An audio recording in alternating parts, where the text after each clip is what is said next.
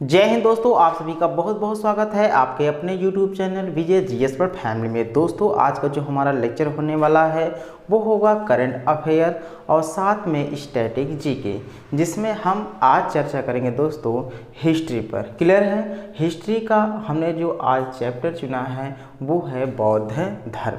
तो दोस्तों आप लोग वीडियो में लगे रहिए और अंत तक वीडियो को जरूर देखिएगा।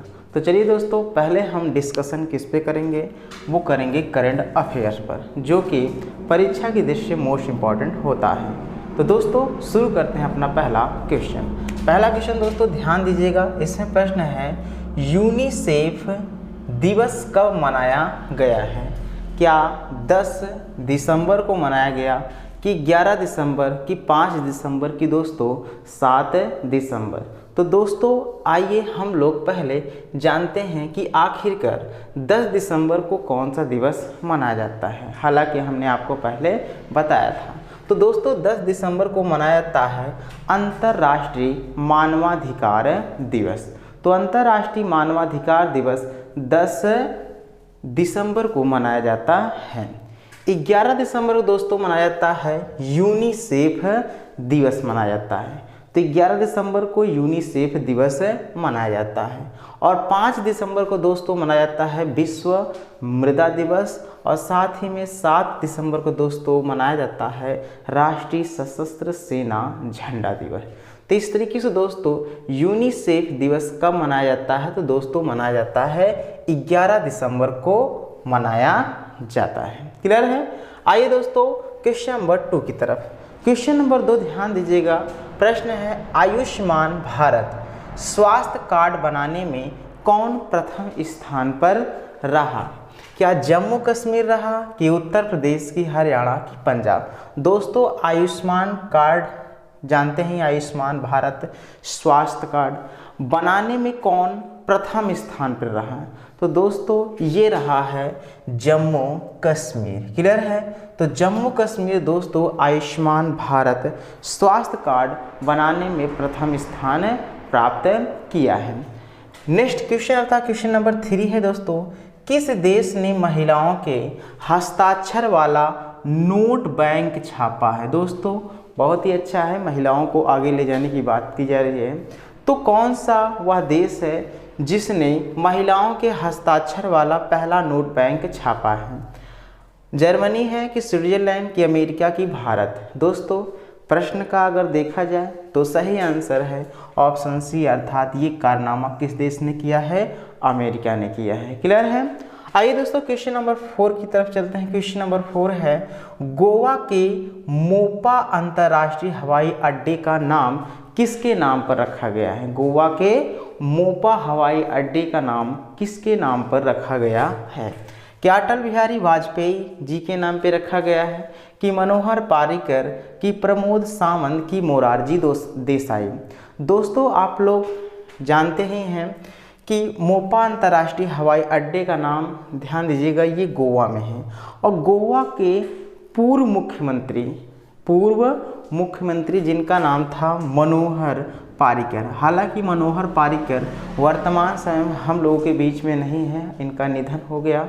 तो दोस्तों मनोहर पारिकर जी के ही नाम पर ये हवाई अड्डे का नाम रखा गया है। क्लियर है? तो मनोहर पारिकर को ध्यान दिए दोस्तों, इन्हें मरणोपरांत 2020 में क्या मिला था? पद्म भूषण से सम्मानित किया गया था। इस पॉइंट को भी बिल्कुल अपने दिमाग पे सेट कर लीजिएगा। और साथ ही में मनोहर पारिकर जी केंद्रीय रक्षा मंत्री के पद पर भी कार्य कर चुके हैं। क्लियर है? तो इस तरह के कुछ इंपॉर्टेंट पॉइंट्स थे जिन्हें जानना भी हमारे लिए ज़रूरी था, हम लोग जान भी गए। क्वेश्चन नंबर 5 की बात करते हैं। गुजरात के लगातार दूसरी बार मुख्यमंत्री कौन बने हैं? कौन दोस्तों दूसरी बार मुख्यमंत्री कौन बने हैं? दोस्तों भूपेंद्र पटेल जी हैं कि नरेंद्र मोदी की, अमित शाह की, विजय रूपाणी? दोस्तों प्रश्न का सही आंसर ऑप्शन ए है, अर्थात भूपेंद्र पटेल जी।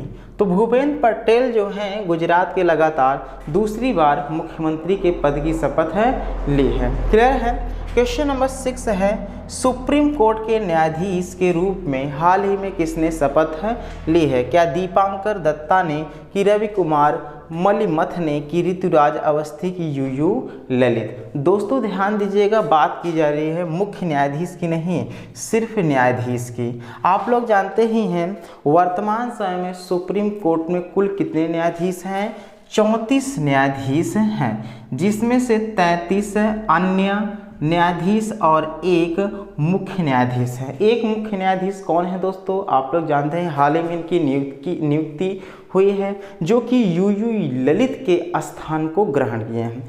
दोस्तों क्या नाम है भारत सर्वोच्च न्यायालय के मुख्य न्यायाधीश का? DY चंद्रचूड़ नाम है। तो वर्तमान से कुल सर्वोच्च न्यायालय में न्यायाधीशों की संख्या कितनी है? 34 है। क्लियर है? अन्य न्यायाधीशों की संख्या 33 और एक मुख्य न्यायाधीश हैं। क्लियर है? तो यहाँ पर अन्य अर्थात न्यायाधीश की बात की गई है, जो कि दीपांकर है दत्ता। क्लियर है? कौन है?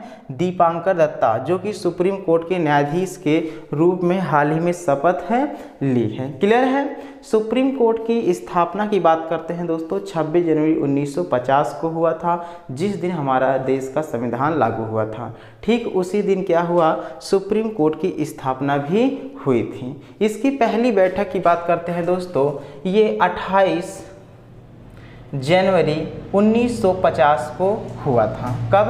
28 जनवरी 1950 को सुप्रीम कोर्ट की पहली बैठक हुई थी। सुप्रीम कोर्ट का जो उल्लेख है भारतीय संविधान के भाग 5 में किया गया है, जो कि अनुच्छेद 124 से 147 तक के जो भी अनुच्छेद होते हैं, इसमें क्या होता है? सर्वोच्च न्यायालय के बारे में ही बातें की गई हैं। क्लियर है?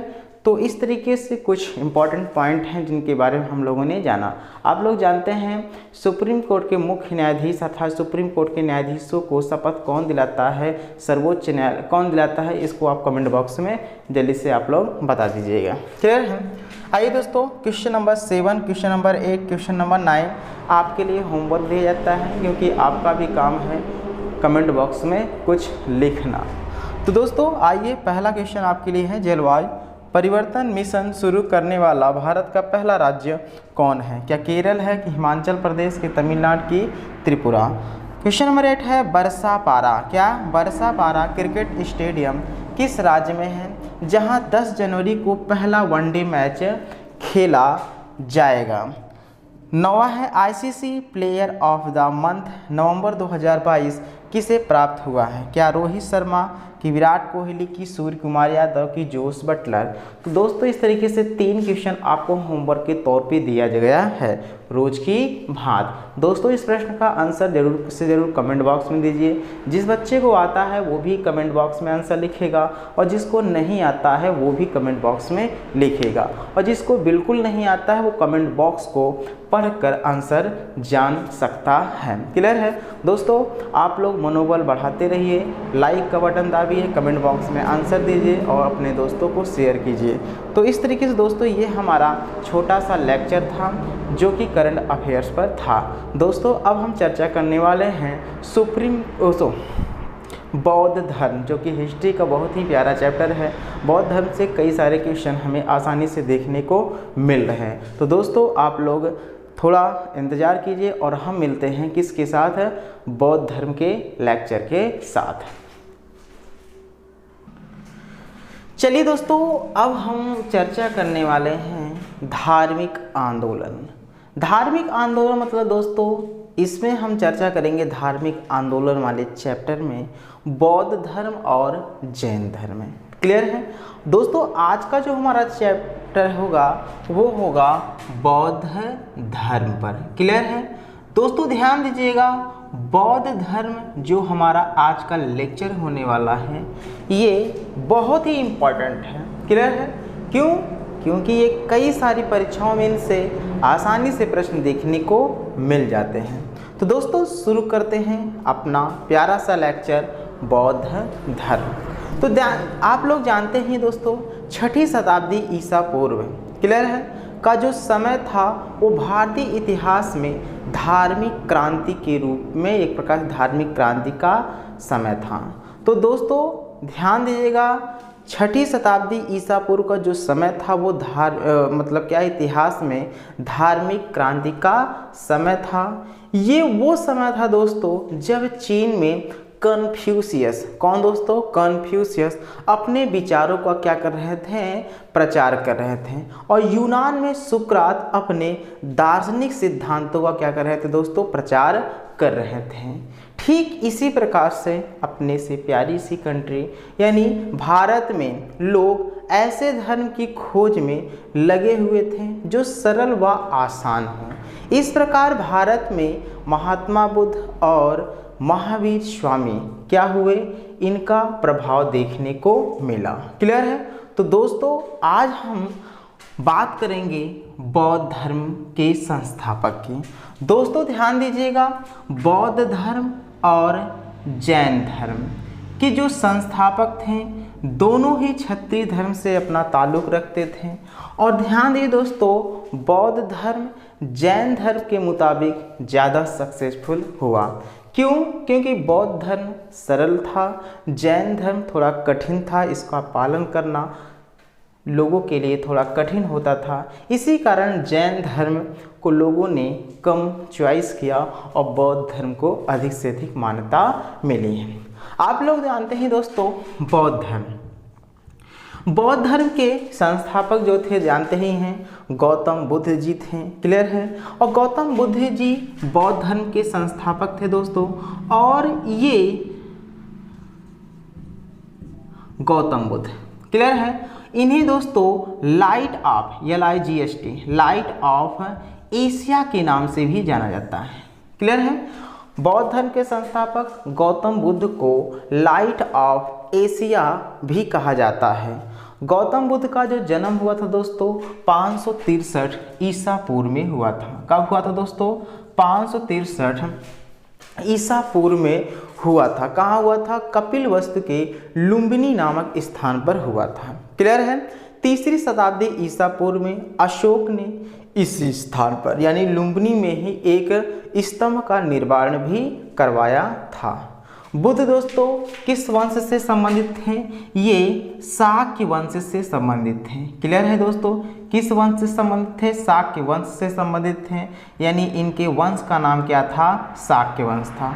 इनका गोत्र दोस्तों क्या था? इनका गोत्र था गौतम था। क्लियर है। तो इस तरीके से ये भी प्रश्न पूछता है कि गौतम बुद्ध किस वंश से संबंधित थे?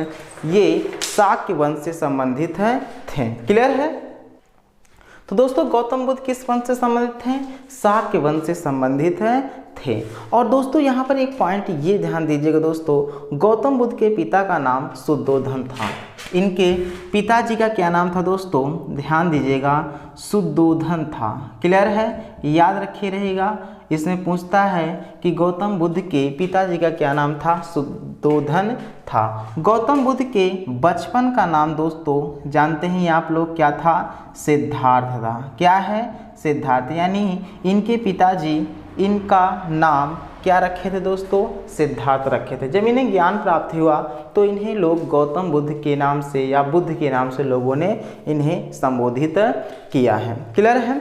और दोस्तों ध्यान दीजिएगा, इनके पिताजी जो थे यानी शुद्धोधन जी, ध्यान दे दोस्तों, ये एक कपिलवस्तु के छोटे से गणराज्य के क्या थे? प्रधान थे। गौतम बुद्ध के बचपन का नाम हमने जैसा कि बताया कि इनका नाम सिद्धार्थ था। जन्म के तुरंत बाद ही इनकी माता जानते हैं क्या नाम था? महामाया। इनका क्या हो गया दोस्तों? देहांत हो गया। तो महामाया का देहांत गौतम बुद्ध के जन्म के तुरंत बाद ही हुआ। जब दोस्तों महामाया जी का यानी गौतम बुद्ध की माता का देहांत हो गया तब ध्यान दिए दोस्तों, क्यों? क्योंकि तुरंत बाद ही जन्म हुआ था। अब बच्चे का लालन पालन कैसे किया जाए, तो इसके लिए गौतम बुद्ध की एक मौसी थी जिनका नाम था महाप्रजापति गौतमी। तो उन महाप्रजापति गौतमी ने इनका क्या किया था दोस्तों? पालन पोषण किया था। क्लियर है। इनका यानी पालन पोषण करने वाली कौन थी? इनकी मौसी महाप्रजापति गौतमी थी। क्लियर है। तो इस तरीके से पॉइंट हमारे थे। तो दोस्तों पॉइंट को एक बार फिर से दोहरा लेते हैं। बौद्ध धर्म के संस्थापक कौन थे? गौतम बुद्ध जी थे। क्लियर है। गौतम बुद्ध का जन्म कहाँ हुआ था? 563 ईसा पूर्व में कपिलवस्तु के लुम्बिनी नामक स्थान पे हुआ था। इन्हें लाइट ऑफ एशिया के नाम से भी जाना जाता है।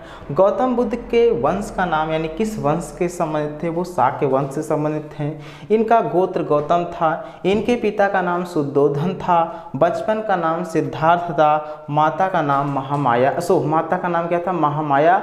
और इनकी मौसी का नाम महाप्रजापति गौतमी था। तो क्लियर है। तो इस तरीके से हमारा ये पॉइंट था। अब दोस्तों हम बात करते हैं नेक्स्ट पॉइंट। दोस्तों एक चीज़ यहाँ पर आपको याद रखना है, जो प्रजापति गौतमी थी, जिन्होंने गौतम बुद्ध का क्या किया था? पालन पोषण किया था। अर्थात एक प्रकार से इनकी यानी गौतम बुद्ध की प्रकार से माता के समान थी, तो मौसी थी। क्लियर है। तो यहाँ प्रश्न ये पूछता है कि पहली महिला वह कौन थी जिसने बौद्ध धर्म को ग्रहण किया था? दोस्तों वो पहली महिला कौन थी? इनकी मौसी ही थी, जिनका नाम महाप्रजापति गौतमी थी। तो महाप्रजापति गौतमी जी ने प्रथम यानी सबसे पहली महिला थी जिन्होंने बौद्ध धर्म को ग्रहण किया था। क्लियर है। आइए दोस्तों आगे की तरफ हम अगला पॉइंट, तो अब आगे भी है पॉइंट, समझते रहिएगा। देखिए शुरुआत से ही गौतम बुद्ध का मन जो था आध्यात्मिकता की तरफ था। क्लियर है। अब देखिए एक राजा की औलाद, राजा का पुत्र, जिसका ध्यान दीजिए हर एक राजा की यही एक चॉइस रहती है कि मेरे बाद मेरे इस राज्य को, मेरे इस वंश को मेरा पुत्र आगे ले जाएगा। क्लियर है।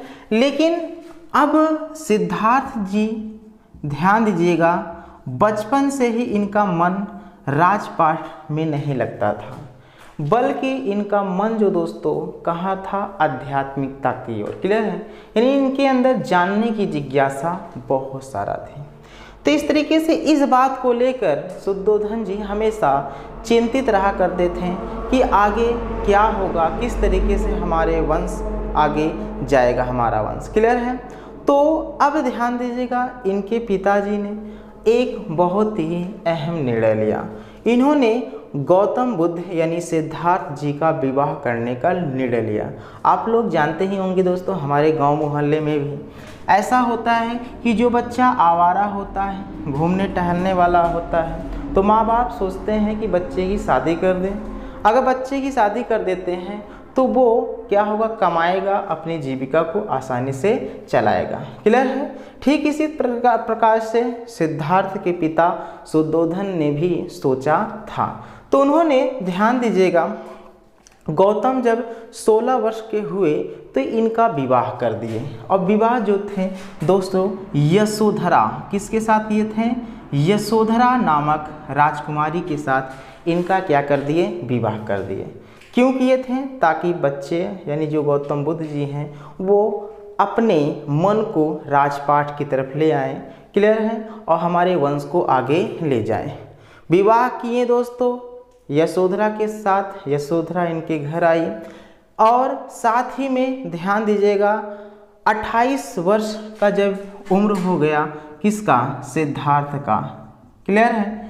तो इन्हें एक संतान भी प्राप्त हो गई। उस संतान का नाम पूछते हैं दोस्तों राहुल। एंड इतना सब कुछ हो गया, बच्चा भी जन्म ले लिया। क्लियर है। लेकिन सिद्धार्थ का जो मन था, गौतम बुद्ध का जो मन था, वो आध्यात्मिकता की तरफ ही था।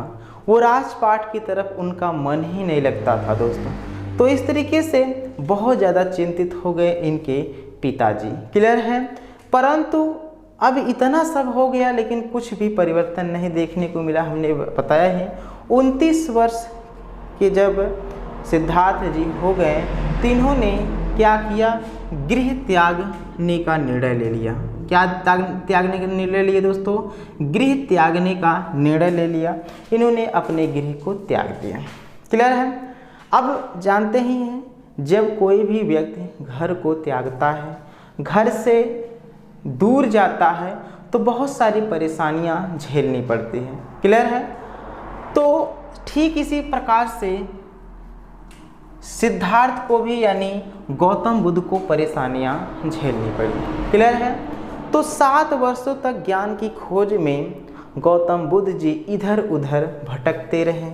इसी दौरान इन्हें कई राजाओं से भी एक प्रकार से मुलाकात इनकी हुई, जैसे बिंबिसार। किससे मुलाकात हुई दोस्तों? बिंबिसार से मुलाकात हुई। और दोस्तों ध्यान दीजिएगा, उदयक से, या जिसे हम उदयन भी बोलते हैं, और अलार कलाम से हुई। किससे हुई? उदयन। और तीसरा किससे था? अलार कलाम से हुई।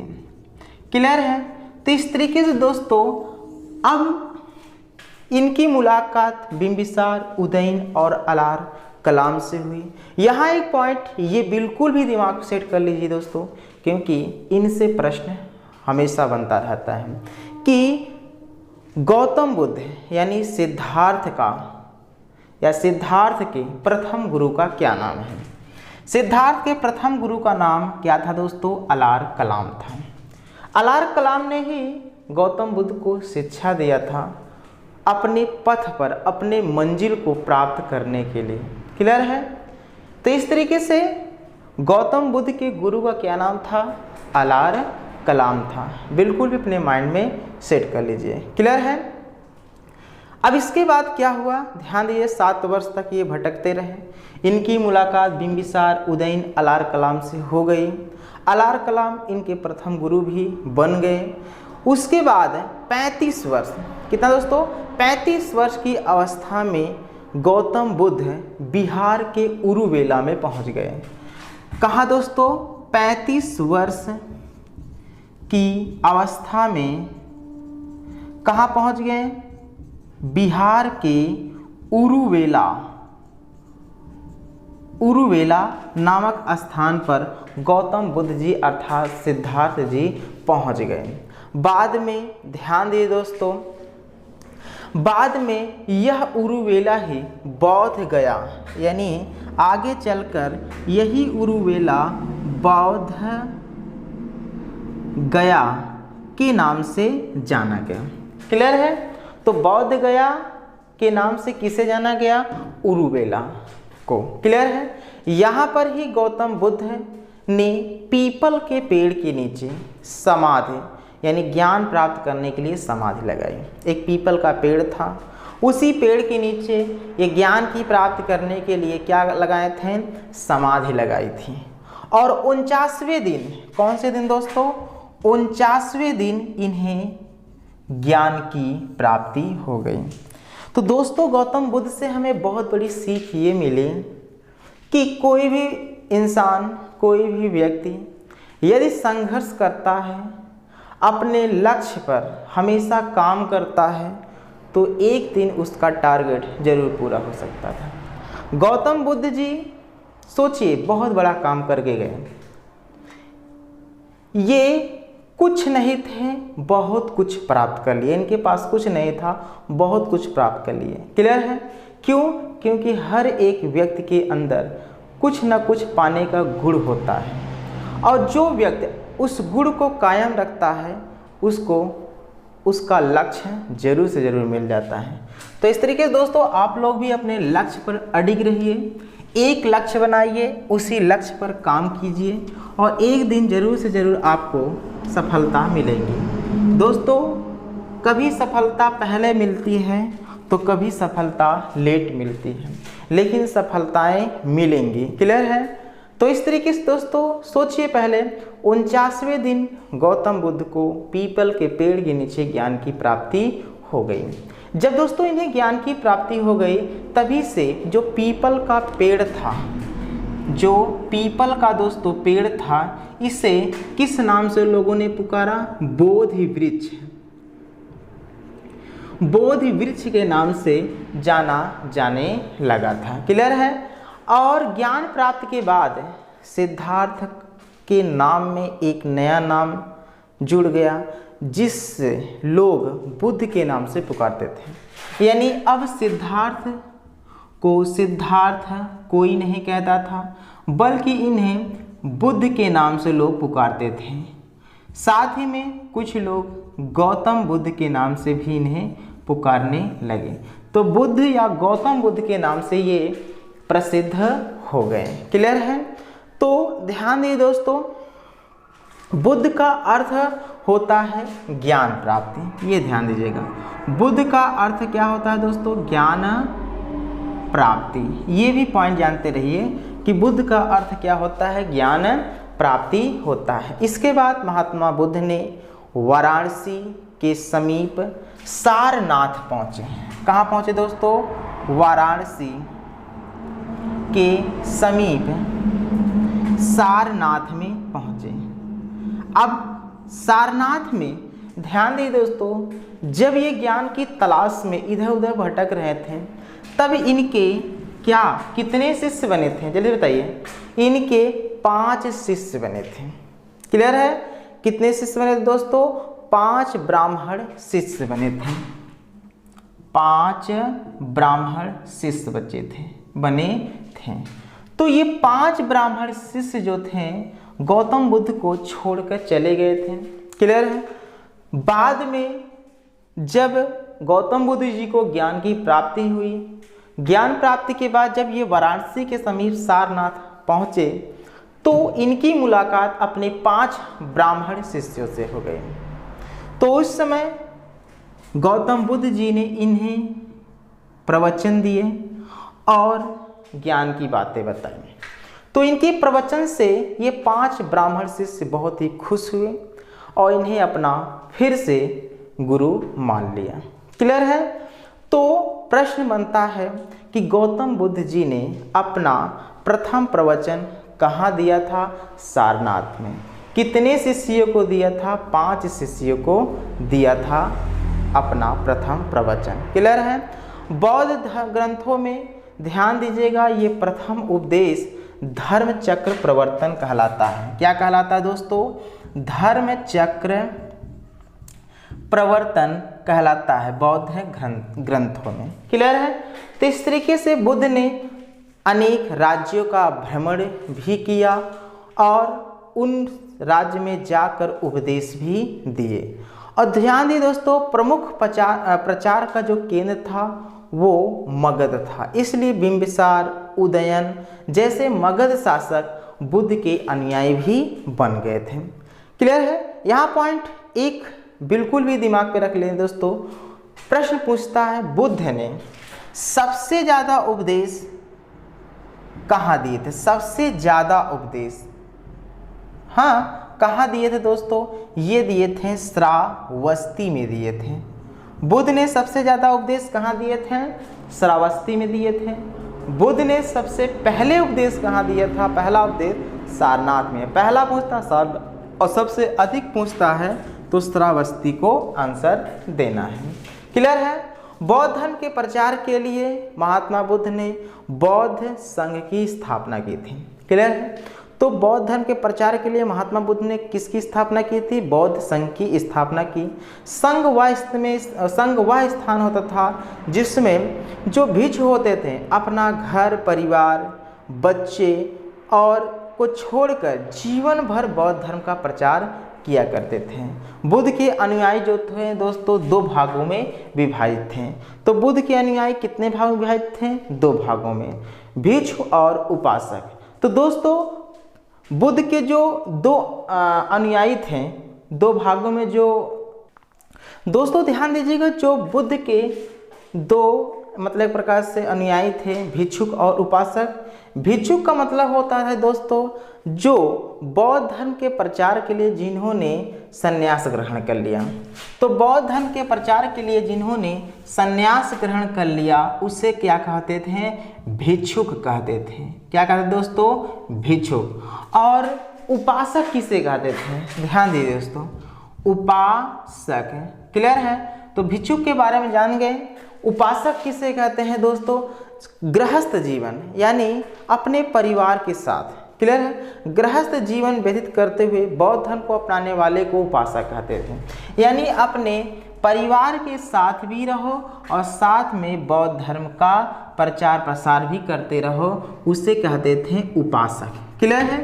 तो उपासक और भिक्षुक का मतलब समझ गए हैं। भिक्षुक का मतलब होता है बौद्ध धर्म के प्रचार के लिए जिन्होंने अपने मतलब पूर्ण रूप से संन्यास ग्रहण कर लिया, अपने परिवार से किसी भी प्रकार का नाता न रखता हो, उसी को हम बोलते हैं सन्यासी।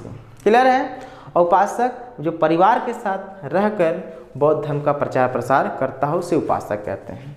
समय समय पर बौद्ध धर्म का एक प्रकार से संगीत का आयोजन भी हुआ। क्लियर है? जानते हैं आप लोग बौद्ध धर्म का 4, ध्यान दीजिएगा, बौद्ध धर्म का 4 संगीत हुई थी। वो कौन कौन से संगीत थी, आइए हम लोग जानते हैं। तो ध्यान दीजिएगा, प्रथम बौद्ध संगीत की बात करते हैं, वो हुआ था राजगृह में हुआ था। कहाँ हुआ था दोस्तों? राजगृह में हुआ था। उस समय जो राजा हुआ करते थे वो थे अजातशत्रु। तो प्रथम बौद्ध संगीत के समय राजा कौन थे? अजातशत्रु थे। क्लियर है? अब दूसरी बौद्ध संगीत कहाँ हुई थी? ध्यान दीजिएगा, ये हुई थी वैशाली में हुई थी। कहाँ हुई थी दोस्तों? वैशाली में द्वितीय बौद्ध संगीत का आयोजन किया गया था। उस समय राजा कौन थे? कालाशोक थे। कौन थे दोस्तों? कालाशोक थे। क्लियर है? तृतीय बौद्ध संगीत की बात करते हैं, यानी तीसरी बौद्ध संगीत की बात करते हैं, तो ये हुआ था पाटलिपुत्र में, जो कि वर्तमान समय में पटना के नाम से जाना जाता है। पाटलिपुत्र की संस्थापक कौन थे? उदयन थे। क्लियर है? तो पाटलिपुत्र क्लियर है, ये उस समय राजा कौन थे? वो थे सम्राट अशोक थे। क्लियर है?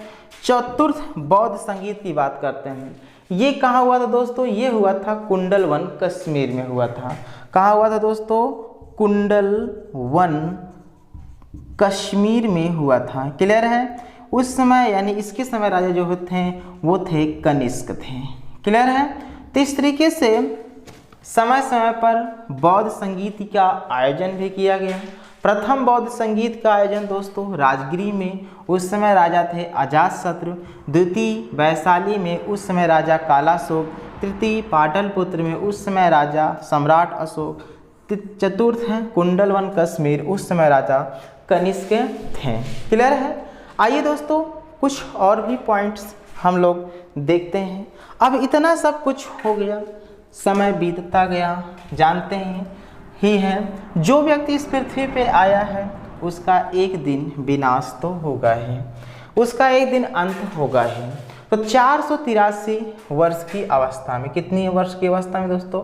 483 ईसा पूर्व में, जब गौतम बुद्ध जी 80 वर्ष के हो गए। कितने वर्ष दोस्तों? 80 वर्ष के हो गए। क्लियर है? तब ध्यान दी दोस्तों, उनका निधन हो गया। कहाँ हुआ था? कुशीनगर में हुआ था। कहाँ हुआ दोस्तों? कुशीनगर में क्या हुआ? इनका दोस्तों निधन हो गया। कितने वर्ष की अवस्था में?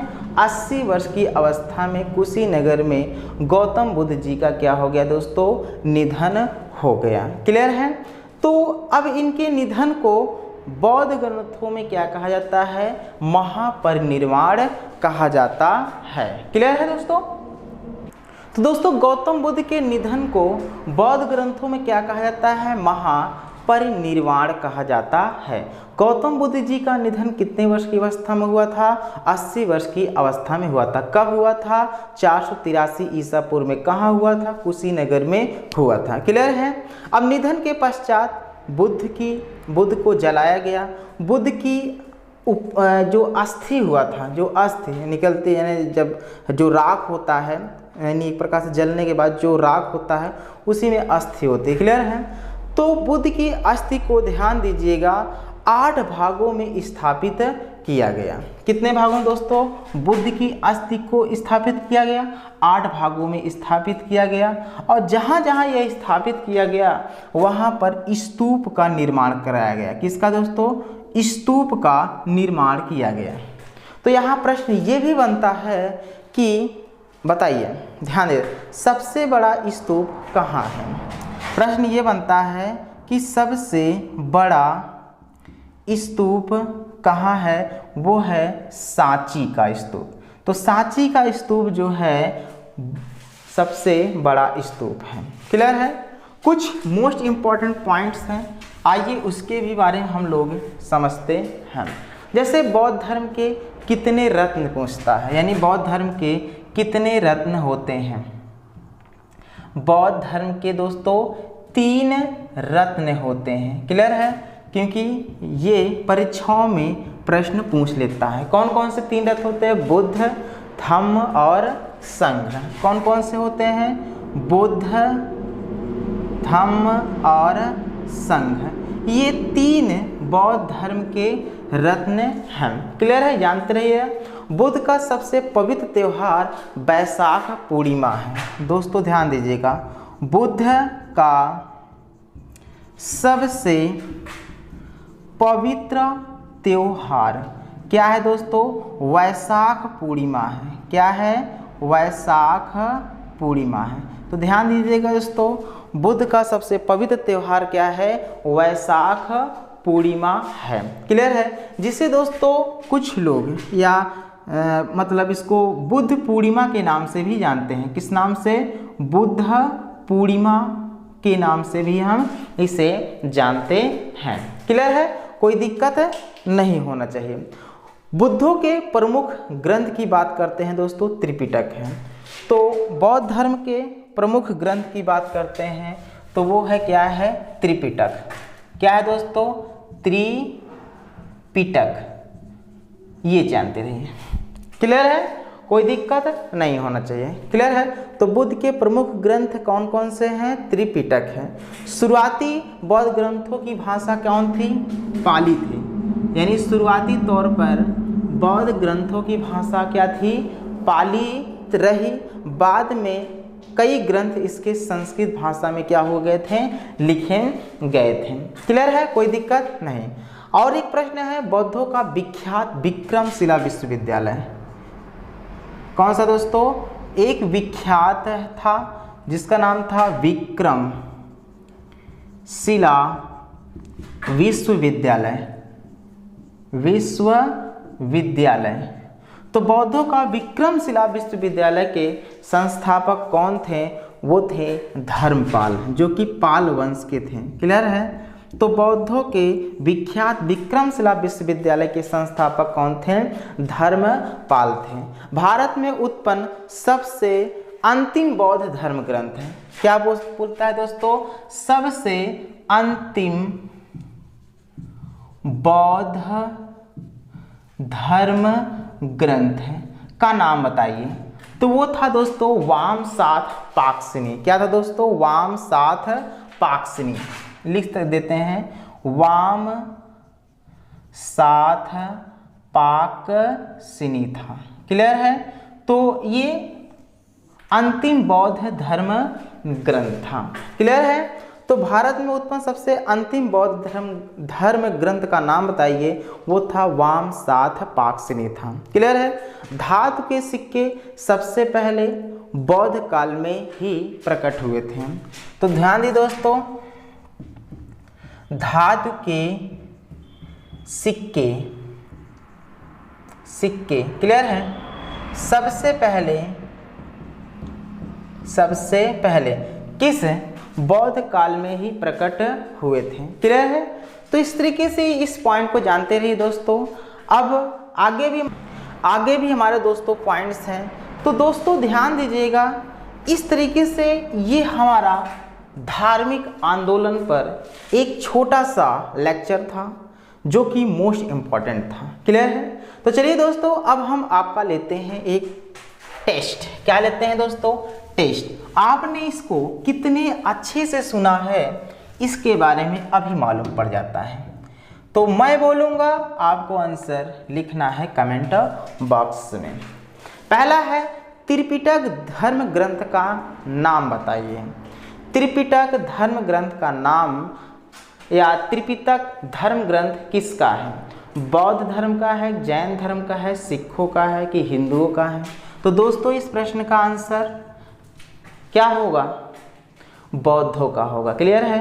त्रिपिटक किसका ग्रंथ है? बौद्धों का है। क्लियर है? आप लोग मन में सोच लीजिए और आंसर मतलब अपने मन में सोच लिए, जब मैं आंसर बताऊंगा तो अपने आंसर को क्लियर कर लीजिए। क्लियर है? बुद्ध के निम्नलिखित में से किन स्थानों पर महापरिनिर्वाण प्राप्त किया गया था? यानी इनकी मृत्यु कहाँ हुई थी?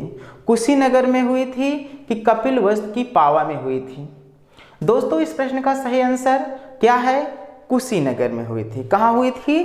कुशीनगर में हुई थी बुद्ध की मृत्यु। कब हुई थी? 483 ईसा पूर्व में हुई थी। कितने वर्ष की अवस्था में? 80 वर्ष की अवस्था में। क्लियर है? इनकी मृत्यु को बौद्ध ग्रंथों में महापरिनिर्वाण बोला गया है।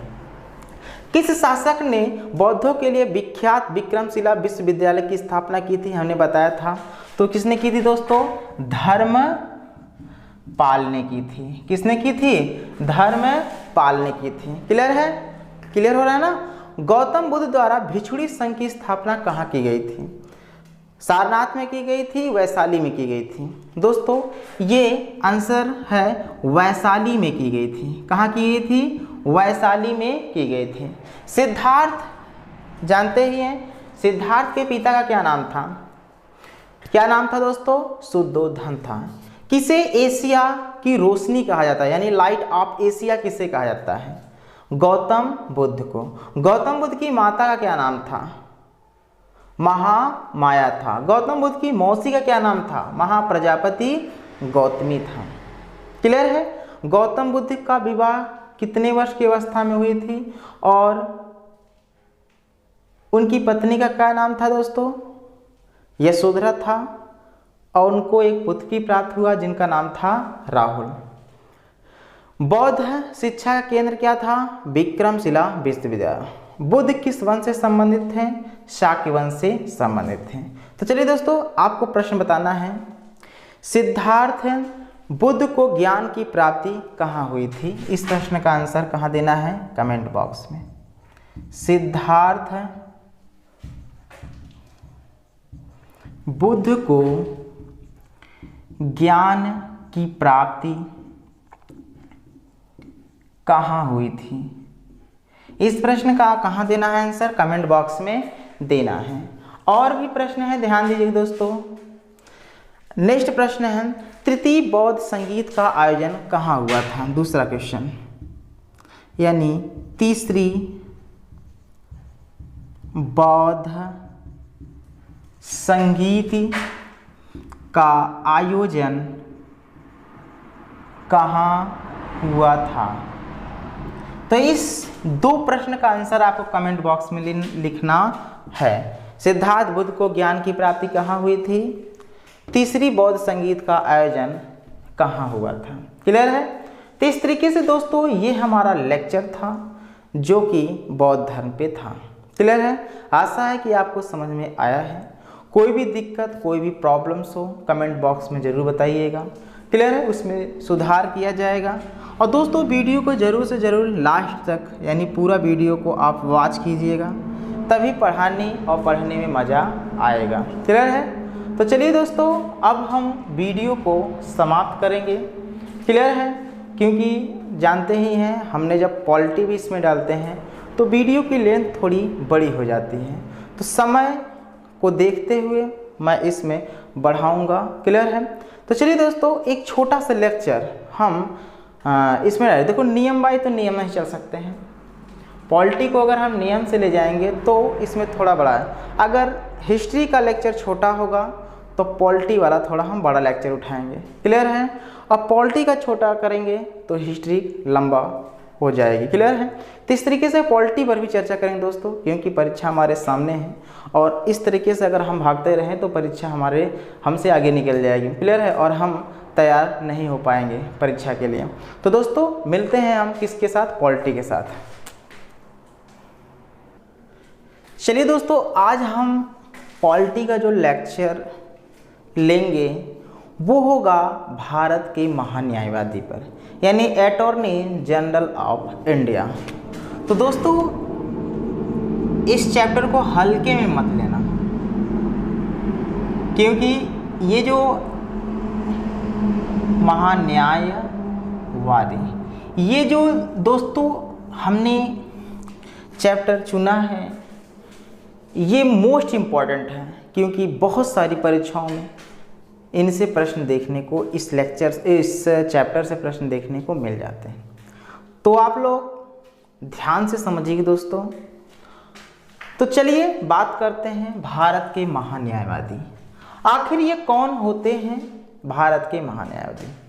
महान्यायवादी दोस्तों भारत के प्रथम विधि अधिकारी व सरकार के कानूनी सलाहकार होते हैं। तो दोस्तों क्या होते हैं भारत के प्रथम विधि अधिकारी? क्या होता है दोस्तों? प्रथम विधि अधिकारी व सरकार के कानूनी सलाहकार होते हैं। परिभाषा से ही आप समझ गए होंगे, क्लियर है?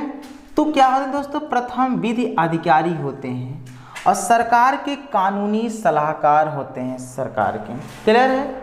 इनका जो कार्य होता है बहुत ही अच्छा है। क्यों? क्योंकि ये सरकार को सलाह देने का काम करते हैं, क्लियर है? भारत के महान्यायवादी की जो नियुक्ति होती है दोस्तों, अब भाई पद बना है तो इनकी नियुक्ति भी होगी। इनकी नियुक्ति कौन करता है? भारत का प्रथम नागरिक करता है। भारत के प्रथम नागरिक कौन होते हैं?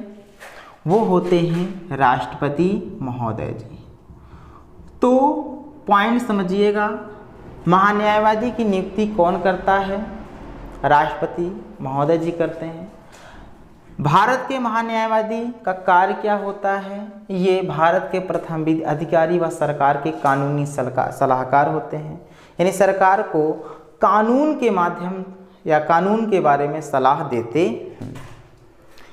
महान्यायवादी का कार्यकाल कितने वर्ष का होता है? आखिरकार ये कितने वर्ष के लिए इस पद पर बने रहते हैं? दोस्तों इनका कार्यकाल जो होता है फिक्स नहीं है, ये राष्ट्रपति के प्रसाद पर्यंत होते हैं। किसके? राष्ट्रपति के प्रसाद पर्यंत अपना कार्य करते हैं, क्लियर है? यानी एक प्रकार से ये राष्ट्रपति की कृपाओं पर ही टिके होते हैं। राष्ट्रपति महोदय जी जब चाहें तब इनको इनके पद से हटा सकते हैं, क्लियर है? त्यागपत्र, मान लीजिए अब इन्हें अपना पद नहीं पसंद आ रहा है या किसी कारणवश से ये अपने पद को छोड़ना चाहते हैं। कहते नहीं है किसी से जबरन काम मत करवाओ, उसकी इच्छा पे छोड़ दीजिए। तो अपना ये त्याग पत्र किसको देते हैं दोस्तों? ये राष्ट्रपति महोदय जी को देते हैं। किसको देते हैं? राष्ट्रपति महोदय जी को अपना ये त्याग पत्र दे देते हैं कि अब मैं इस कार्य को नहीं करने योग्य हूँ, क्लियर है? तो इनके त्याग पत्र को कौन स्वीकार करता है? राष्ट्रपति महोदय जी करते हैं। अगर किसी व्यक्ति को महान्यायवादी बनना है तो योग्यता क्या होना चाहिए? दोस्तों इनकी योग्यता सुप्रीम कोर्ट के मुख्य न्यायाधीश के बराबर होना चाहिए। सुप्रीम कोर्ट के मुख्य न्यायाधीश के, ध्यान दीजिएगा, बराबर होना चाहिए या सुप्रीम कोर्ट के समान योग्यता रखने वाला व्यक्ति ही वो भारत का महान्यायवादी बन सकता है, आम आदमी नहीं बन सकता है, क्लियर है? अब सुप्रीम कोर्ट के मुख्य न्यायाधीश की योग्यता क्या होता है आप लोग जानते ही होंगे, हालांकि हमने इस पर डिस्कशन किया है। क्या है? 5 वर्ष तक एक से अधिक हाई कोर्ट में जज हो। कितना दोस्तों? 5 वर्ष तक किस मतलब एक से अधिक हाई कोर्ट में वो जज के रूप में कार्य किया हो, या 10 वर्ष तक वो हाई कोर्ट में वकालत किया हो। कितना? हाई कोर्ट में 10 वर्ष तक क्या हो? वकालत की हो। 5 वर्ष तक जज रहा हो हाई कोर्ट में, किसी भी हाई कोर्ट में, या 10 वर्ष तक हाई कोर्ट में वकालत किया हो। तो ऐसी योग्यता अगर कोई भी व्यक्ति रखता है तो उसे भारत का महान्यायवादी पद मिलने का चांस होता है, क्लियर है। तो इस तरीके से भारत का महान्यायवादी की नियुक्ति कौन करता है, वो राष्ट्रपति महोदय जी। कार्यकाल कितना होता है, राष्ट्रपति के प्रसाद पर्यंत होते हैं। त्यागपत्र किसको देते हैं, राष्ट्रपति को। और योग्यता क्या होता है, सुप्रीम कोर्ट के मुख्य न्यायाधीश के बराबर इनकी योग्यता होती है। क्लियर है। आशा है कितना आपको समझ में आ गया होगा। क्लियर है दोस्तों। इसमें इम्पॉर्टेंट पॉइंट्स भी हैं, उसको भी जानते रहिए। वो इम्पॉर्टेंट पॉइंट्स क्या है, आइए इनके भी बारे में हम लोग जानते हैं। इम्पॉर्टेंट पॉइंट्स ये है, ये संसद के सदस्य नहीं होते हैं। पहला पॉइंट क्या है दोस्तों, संसद के सदस्य नहीं होते हैं। तो भारत के महान्यायवादी संसद के सदस्य नहीं होते हैं, लेकिन क्या संसद की बैठक में भाग ले सकते हैं। क्या दोस्तों, संसद की बैठक में भाग ले सकते हैं। तो संसद की बैठक में भाग ले सकते हैं और बोल सकते हैं। क्लियर है। संसदीय समिति की अनुमति भी दे सकते हैं। तो क्या है, बैठक में भाग ले सकते हैं और साथ में क्या हो सकते हैं दोस्तों, बोल भी सकते हैं। लेकिन इन्हें वोट देने का अधिकार नहीं है, वोट देने का अधिकार नहीं है। आप लोग जानते हैं संसद के कितने अंग होते हैं, 3 अंग होते हैं, राष्ट्रपति, लोकसभा और राज्यसभा, ये 3 अंग होते हैं ना। अब ये संसद की जब दोनों सदनों में से किसी एक सदन में बैठे होते हैं, उसमें किसी भी यानी कोई भी बिल पर जब वोटिंग होती है तो ये वोट नहीं दे सकते हैं। क्लियर है कि ये बिल सही है गलत है, बस शांतिपूर्वक ढंग से बैठकर सुनेंगे।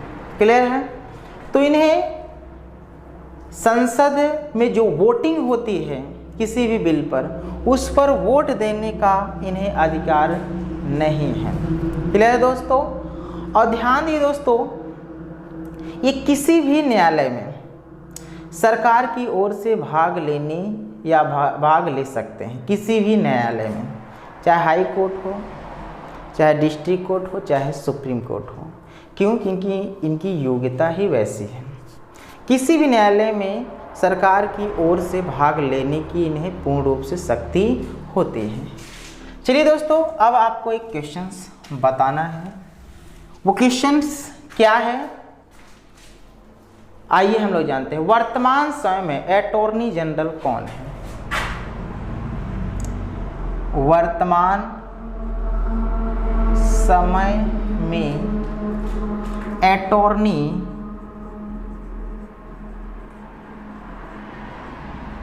जनरल, अटॉर्नी जनरल दोस्तों हम बोलते हैं महान्यायवादी, महान्यायवादी।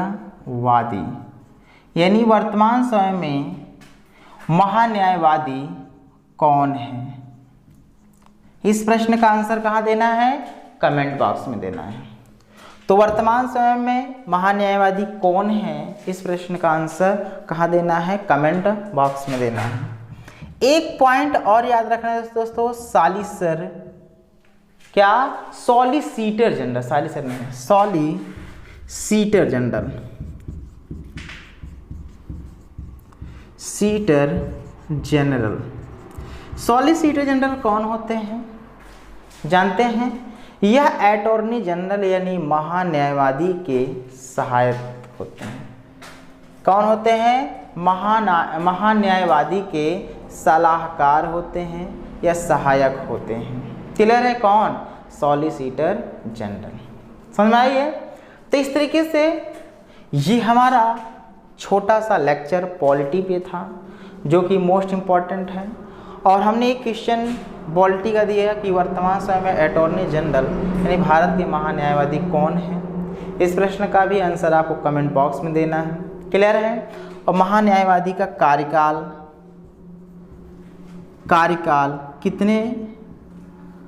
कितना होता है, ये भी आपको कमेंट बॉक्स में बता देना है समय हो तो। क्लियर है? तो दोस्तों अब वीडियो को हम समाप्त करते हैं कि वीडियो की लेंथ लंबी हो रही है। तो कल फिर मिलेंगे एक नए लेक्चर के साथ। आज के लिए बस इतना ही दोस्तों। वीडियो पसंद आई तो वीडियो को लाइक कर दो भाई। चलिए कल फिर मिलते हैं एक नए लेक्चर के साथ। आज के लिए बस इतना। जय हिंद, जय भारत।